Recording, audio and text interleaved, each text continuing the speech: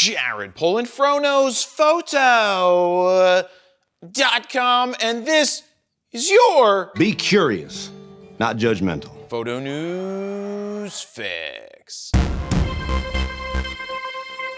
First up, last week we learned about GoPro's Mission 1 series, but we didn't know the price. Well, this week GoPro has announced pricing for all three models, starting at $599 for the Mission 1 and jumping $100 for the Mission 1 Pro and Mission 1 Pro ILS. Now keep in mind the ILS version is the one with the micro 4/3 mount and no built-in lens. Now I'm seeing videos coming out of NAB where people are praising the new ILS version as they put a massive cine zoom or broadcast lens on front of it as if that proves something. And I sit here and I go, whoop-de-doo. Cool, you put a massive lens on a tiny camera with a tiny sensor and this is somehow the right move? I don't get it. These cameras don't have autofocus, and sure, they claim to be rugged and packed with cinematic features, but it's still a tiny freaking sensor. Hell, Canon's R6 V is less money than two of the new Mission 1 cameras and has a larger sensor. The point I'm trying to make is, I think the juice is not worth the squeeze. Always know if the juice is worth the squeeze. I'm sure there's going to be even more hype as GoPro ramps up influencer spending, but I'm gonna say it right now. I think it's too late for GoPro. Agree? Disagree? Let me know down below. Next up at NAB, Nikon had a massive announcement, and by massive, I mean they announced a teaser for a new Z cinema lens. Salty! A lens that they kind of teased last year already. The only things you can really glean from the video is that the lens has autofocus because look at this switch, and based on the silhouette, there might be more than one. But what does this actually tell us beyond nothing? It tells us maybe that the lenses were not ready to be shown just yet. Now, why would you tease something 7 months ago only to follow it up with yet another teaser and no actual announcement? I was beginning to feel left out. Anyway, Petapixel asked a Nikon representative for comment, and they said this: "We can't provide details yet, but we are developing them in line with the needs of our target customers." Thanks, Nikon. The way that reads to me is, we own Red, we have a ZR that seems to be popular, and those shooters need and want cinema lenses, but hey, we can't deliver on that need right now. Am I right? Or am I right? I guess we'll never know. Next up, Canon Rumors is claiming that the R6 V will be announced on May 13th, followed by an apology that they initially reported it was coming this week. Now, they shared some, in their words, known features. They say it will have a 32.5 megapixel sensor, which if true, we can only assume would be the same as the R6 Mark III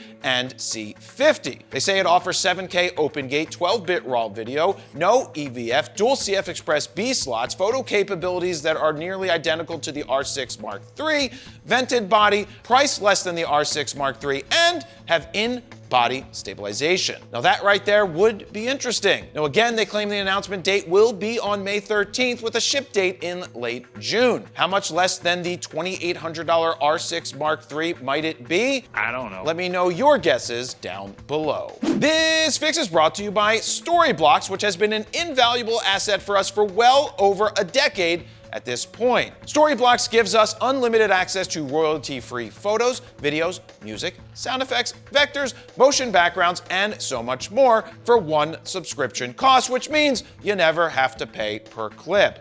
On top of that, there's a Storyblocks plugin for Adobe Premiere Pro that allows you to search all of Storyblocks right from Premiere, which is such a time saver. We pretty much use something from Storyblocks in every single video that we make. In fact, in honor of me going to a real football match in London this week, here's a clip of a soccer fan celebrating something. I don't know what, but they are celebrating. For more information and to sign up, head on over to storyblocks.com/fro.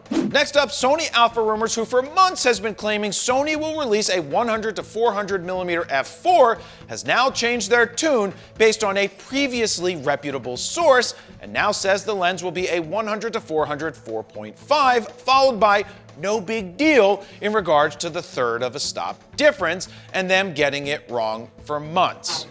If this lens is real, I think Sony made the right choice to focus on something smaller, lighter, and less expensive than a 100-400 f4 would be. A 100-400 4.5 would be great in so many different situations for so many people, and it would be an amazing safari lens for the masses. Now, I took the current 100-400 on safari last year, and though I got fantastic results, it certainly showed its age. Now, in terms of pricing, we don't know anything on that just yet, and in terms of when it will be released, well, it's gonna be May, at least according to the rumors. And finally, Canon STOLE from Nikon. Should be the other way around. Last week, Canon announced 4 new explorers of light, with one of them being stolen directly from Nikon, Dixie Dixon. Now, when I put a reel out on Instagram saying that they stole Dixie Dixon, And they've gone to the dark side of Canon. some people commented, "Who cares?" while others said, "Who's Dixie?" And those people honestly missed the point. But before I get to the point, Dixie was a Nikon ambassador since 2012, who is a fantastic portrait and fashion photographer who is more working photographer than influencer photographer. What are you looking at? Yeah, whatever. Anyway. That's pretty funny. You might say, well, I've never seen her work. But if you've seen the campaigns for the Nikon D5, that just went to the moon, by the way, or the Z8, then you've seen her work. And if a brand taps someone to shoot their major campaigns for flagship cameras, that kind of tells you something. What does it all mean? But here's the point. Anytime a company can swoop in and sign one of their competitors' biggest ambassadors, you do it. Now, even if it's just for the headlines, which it wasn't, it's a great move. Then you get the people who chide Dixie for leaving Nikon and say, it's all about the money.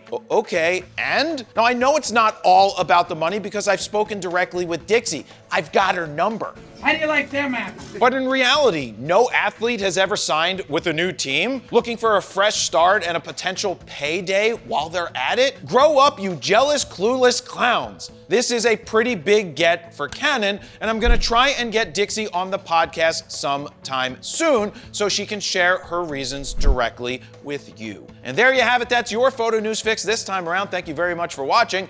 Jared Polin Fro knows photo.com. See ya.